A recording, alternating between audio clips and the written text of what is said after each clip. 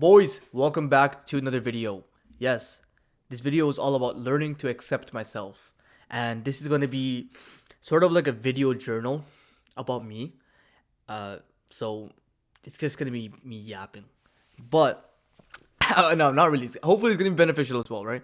But genuinely, I need to start to learn to accept who I am. And I know this sounds like some wishy-washy little, like, 15-year-old journaling. I don't know what the fuck I'm saying right now, but like it sounds like something like wishy-washy, like, oh, learn to accept yourself, learn to love yourself. You know, these people online, and I'm not making fun of them, but they have these, like, they hold these retreats where they just talk about like you gotta learn to hug yourself, and they just start crying and stuff, and I think it works. I don't know, but I'm just gonna talk about, something related to that, I guess, which is learning to accept yourself. So I'm gonna be talking about a lot of like weird traumas that I've been through, and I'm gonna be talking to you about how I'm in the process of breaking a lot of limiting beliefs. And so if you're someone who has a lot of social issues, I think this video is gonna be freaking insane. So first of all, I just recorded another video. You can see my camera right here. I just recorded another video for you guys, so it's gonna be uploading very soon.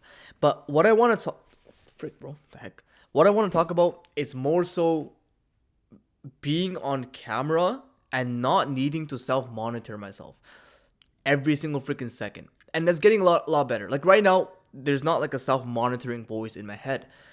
But when I do make videos sometimes, like you guys might not notice, but there is a self monitoring voice in my head. And it used to be even more. It used to be so much more, guys. It used to be freaking unbearable. It used to be unbearable to record. I remember I would record sometimes back in the summertime, right, of this year. And I would literally start speaking, and I would be like, so, hey, so, oh, frick, man. And then I would get like absolutely frustrated. And I would just stop recording for the day, and I would just sit there, like, near enough, not crying, but just so pissed off. Like, why can I not speak on camera? Why can I not speak on camera? I see these YouTubers, such as, like, I don't know, any influencer nowadays, Hamza, Iman Gaji, Andrew Tate, and these people that are seemingly super, like, confident with themselves in a way. And, like, they know how to speak on camera and everything. And I'm like, why can I not speak like them? And that's the issue. And that is the issue. You know why? Because why am I trying to speak like them? Is my name Iman Gaji? Is my name Hamza? Is my name insert influencer? No. My name is Rayan.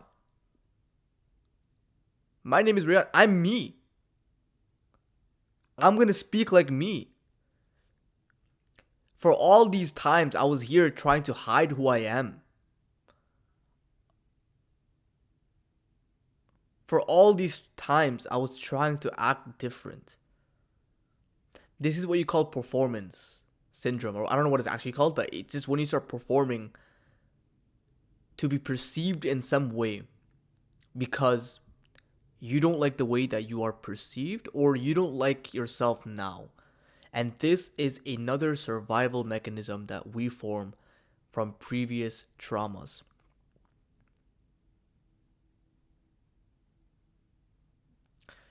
This came from a lot of us. It came from old childhood patterns.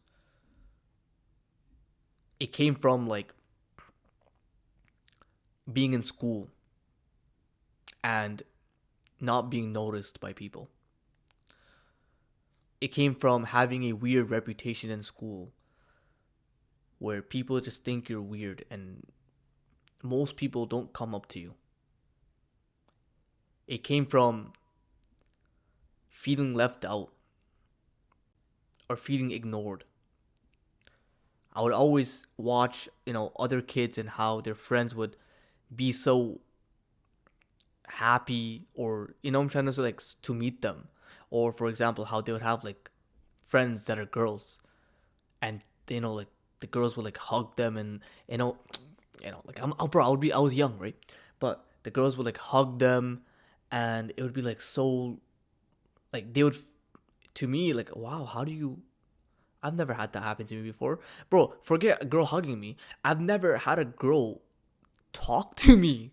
Like, you know, what I'm trying to say. Like, I would have to like initiate if I had to, but I would be kind of weird anyway. So, but I've never had like a girl come up to me and like speak with me, and every time that did happen, I would be it would be like, wow, what the heck? This is new. And I would get really uncomfortable and really awkward and really shy. And I'm sure that's why like they even stayed away from me even more, right? But I like for me it's yeah. Like I would see my friends and how like people would go up to them and people would speak to them and dap them up and whatever, and I would just be like, I don't think it seemed like people weren't excited to see me in school in as a way. Like in a way, of course I had some good friends and whatever, but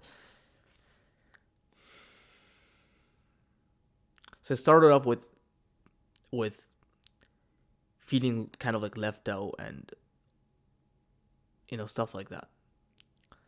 And so I remember at that age, especially during high school, I started to really change the way I spoke. I started to change the way I act. I because I needed to fit in. I needed to, you know, like I formed beliefs in my mind that, you know what, like Brian, like your authentic self is no more. Like this is not working. Your authentic self is making people what seems like running away from you. So I started to not as now I started to hate who I was and do whatever that was in my power to become someone else, because I thought that if I become someone else, like I would be loved, cherished, noticed, valued.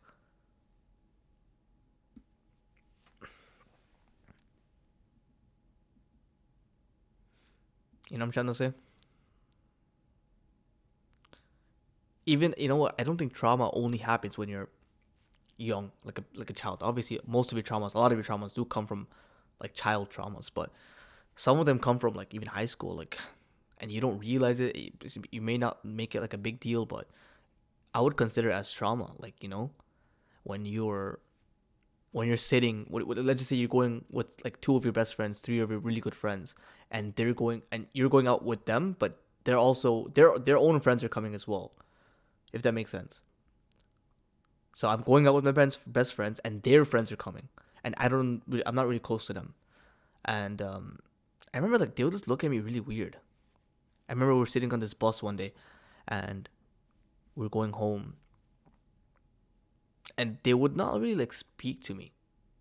They had like you can tell when they don't want to be with you. Like I'm not even trying to over exaggerate this, but you can tell like they don't really give a crap about you in a way. Yeah, like they would be like, "What's up, bro? Yeah, you doing good? Yeah, I'm doing good. Yeah, boom, done. Like done, done." And so I remember like they're all speaking, and I would be just sitting on the bus, just like, because I didn't have like data, so I can watch YouTube or Instagram. So I would be sitting on the bus, just, it's a nice view, huh? It's a nice view. And then I would like quickly speak to someone, like one of my friends, and then he would go back to his conversation, and then I didn't know like these little moments, when they add up and they compound, they form negative self-hates and negative self-beliefs about yourself. So my brain started to now protect me. It started to start like, okay, so you know what, Ryan? You are not likable if you are yourself. So we're going to start to change who you are. So every single time I tried becoming like myself, or acting like myself, or acting more open on camera, on video, boom, the self-monitoring, the self-this, the overthinking. In the middle of the video, I would be overthinking. And it would turn into frustration after frustration after frustration. Why? Why? Why? Why do I feel smaller than other people in public? Why do I feel so small around them? Like, why do I feel weak around them? Why do I put myself automatically down around other people in public? Yes, in university campus, like a month ago, 2 months ago, when I would be walking in campus and I would meet like another brother or like a cool person that maybe I saw him a couple times, I would automatically put myself down in a way as if he was better than me. It could also apply with girls as well, but specifically in this situation, I would automatically put him over me. And so that would make me feel shy. That would make me feel timid. That would make me feel weak and almost like a people pleaser in a way. I would pedestalize these people, and so that would make me like a people pleaser, right? Because, for example, this is a very, very, very, very, very prevalent. What I'm gonna tell you here. I remember I was with this one guy. We're on the subway trying to go home, and I wasn't super close to this guy at the time. And so yeah, we talked to here and there. We said our salams and stuff because we're Muslim there. We said our salams and stuff like that. Cool, done. But I remember I saw him on the subway station, and okay, we're not gonna just ignore each other. We just so we started to like speak a little bit. Oh, how's school? How's this? How's that? But this person I was speaking to. He's more of like a quiet person, so he doesn't like to initiate if he's not close with you. You know what I'm trying to say? Like, a lot of people, they stay quiet if they're not close with you. So he's one of those people. So I was just standing here and he was sort of quiet, and I felt like I needed to say something, right? Obviously, you'd feel the same as well. So I felt like, I like, what yo, so where are you from? I asked him that question already. Or like, questions like that. So, oh yeah, I'm from, this place. And so I started asking him questions, but it felt like I was people pleasing. I felt like I was performing. I felt like I was trying to fill the silence because, you know why? I'll tell you why. Because if I link silence slash like, if they don't speak to me, if they're silent with me in a conversation or something, I link that to them not liking me. Or I link that to them thinking I'm boring or I'm weird or something like that. And this came from, again, previous situations, but it is carried on. So I remember I would just, like, when you don't know what to say, but you're just trying to say something just to fill the silence, it would feel like that. It literally felt like that. And honestly, like, it felt degrading. It felt degrading. I'm like, why do I need to do this for, like, why? And so I remember going home, like, I was really pissed off and I was just really irritated as well. But you know what? I'm grateful for that one moment, because that's what started the freaking journey of self-acceptance in a way. And I only recently started to make really good progress towards that.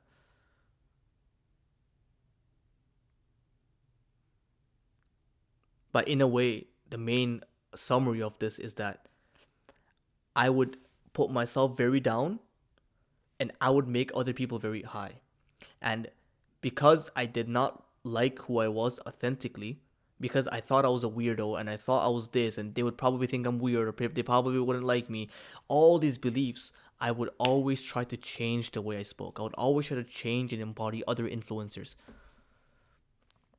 And today, the reason why I'm making this video on a freaking webcam, the reason why is because I needed this to be a video journal. Because I realized that the moment you become authentic is when you lose that self-monitoring voice that is in your head. That voice in your head that constantly tries to correct you, that constantly tries to change what you say, that constantly is self-monitoring you. That voice in your head that's trying to make you perform. That voice in your head that's like not allowing you to be open and honest and be yourself. I always thought that being yourself meant like I need to be more relatable. Or I thought being yourself meant that I need to be like more laid back and chill and nonchalant. I thought that's what being yourself meant, but I just realized like that is also being inauthentic. If I'm trying to be relatable, that is inauthentic by its definition. If I'm trying to be more nonchalant, that is inauthentic by its definition, because I'm not acting at the moment I am right now. This stuff goes deep, bro. I'm telling you right now, a lot of the things, like, if you feel smaller than people in public, a lot of it comes from this. And the idea is you need to break the beliefs. You need to break the beliefs, the deep rooted beliefs.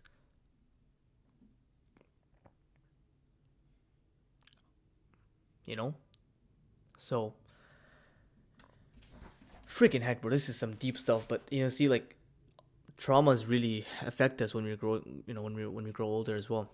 And, I'm so happy I made this video because I don't feel that inner voice anymore right now, at least.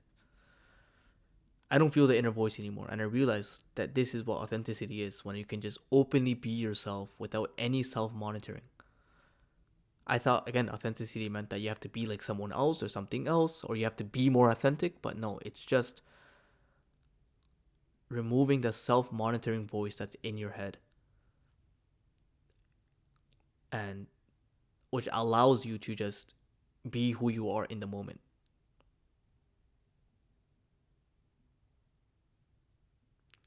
Damn, this is some deep ass stuff, right? Like, I'm telling you, boys, it's so deep.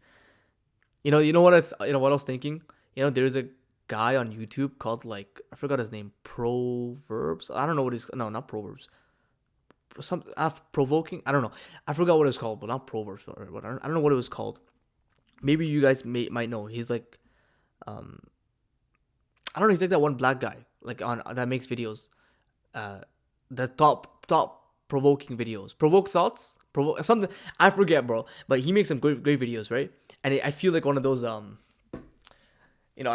feel like one of those YouTubers, like, that makes videos on a webcam, super low quality. But genuinely, this was, I needed the lowest friction way of just practicing, and this was the way.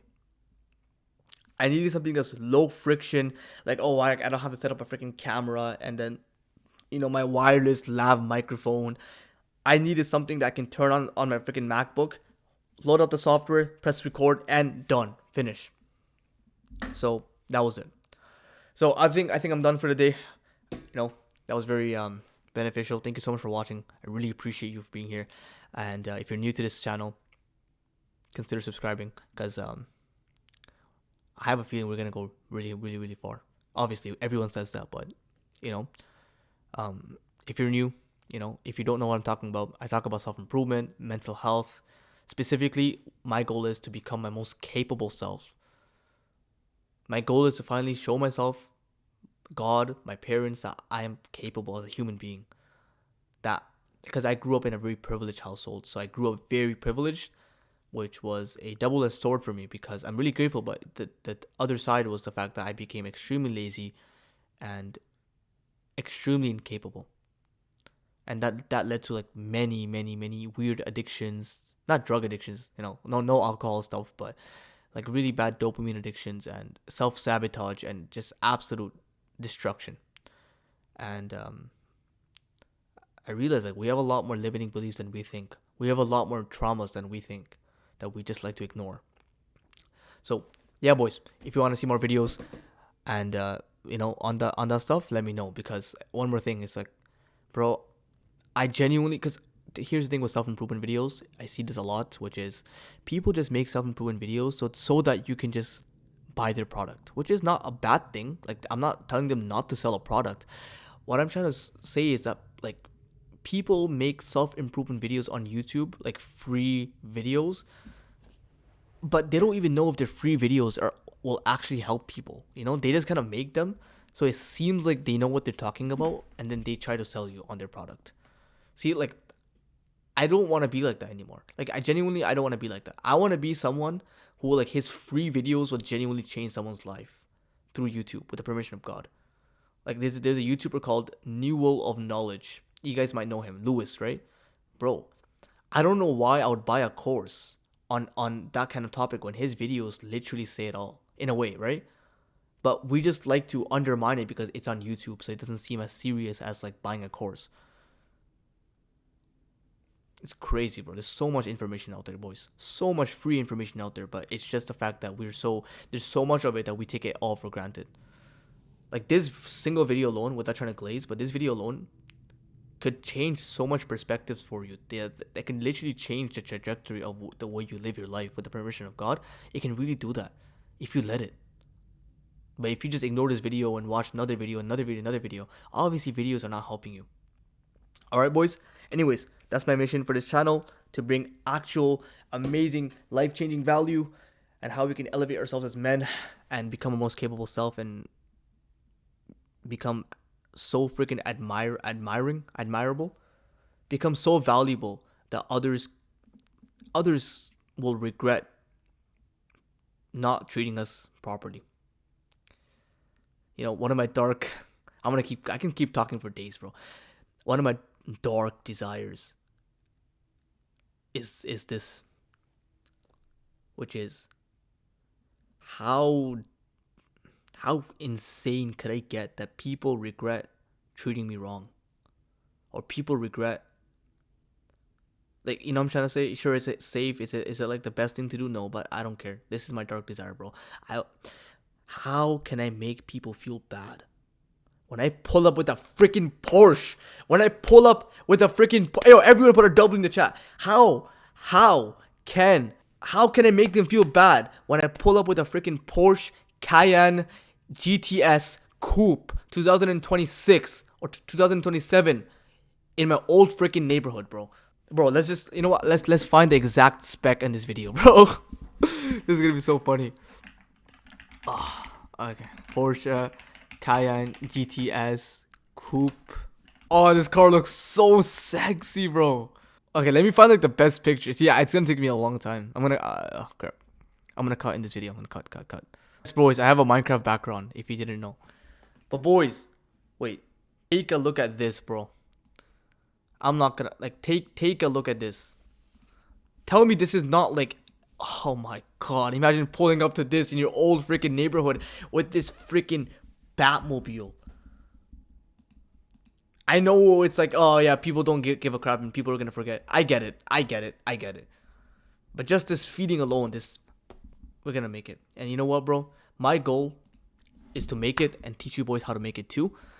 But specifically on the actual things that we need to fix in our lives.